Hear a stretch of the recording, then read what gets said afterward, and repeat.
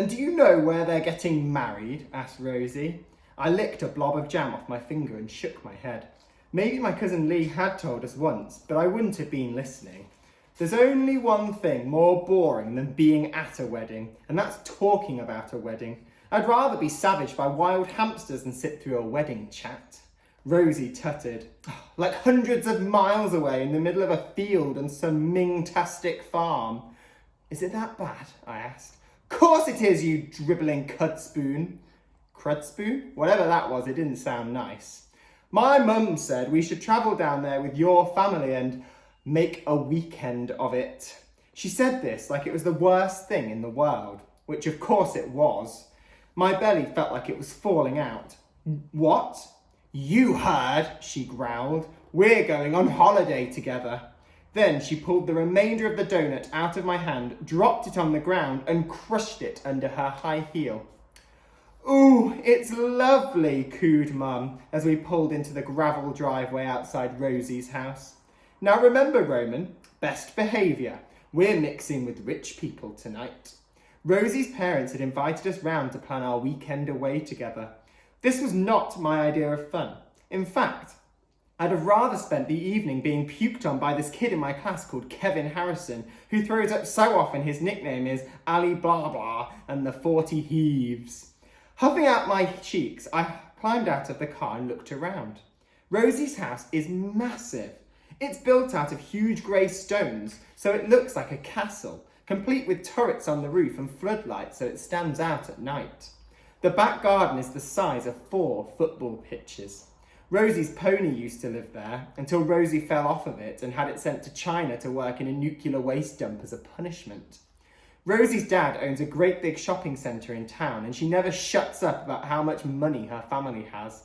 This doesn't make them nice people though. I've already said it that Rosie is probably the nastiest person in the universe. Her mum is just a grown-up version of her. Loud, vain and rude, and her dad's a cruel big head. One time, Rosie boasted that he sacked a woman from his shopping centre for being so ugly she was scaring the customers away. In fact, I was amazed that the tailors had asked us to come at all. Rosie once told me that her mum comes out in a rash if she goes near a poor person. And Rosie's mum's idea of a poor person is someone who only owns 3 houses. But I had bigger things to worry about, like how I was going to get through the next 4 whole days with Rosie without wanting to eat my own brain. "Do we have to do this?" whined Dad as we crunched our way up to the front door. He was almost as unhappy about this as I was. "Be nice," said Mum. "They're going to be family now." I said nothing. Frankly, I prefer to be related to Darren Gamble's Dog's Bum's Worms than to Rosie and her parents. "And just think," continued Mum, her eyes misting over, "if we get on well, this could be the first of many holidays together. They might invite us out to their villa in Barbados or their ski chalet in Switzerland." Dad and I looked at each other horrified. I couldn't think of anything worse. There was a huge sign by the front door that read, "Taylor Towers, our dogs are trained to attack charity collectors." Ooh, how lovely, I thought. Mum rang the bell and a few moments later Rosie's mum opened the door. She was dressed like a glamorous movie star, a flowing white dress and huge sunglasses, even though she was indoors and it was dark outside. And she was dripping with jewellery. "Oh, hello," she gushed, kissing my mum on both cheeks. "Oh, I love your skirt, it's fabulous."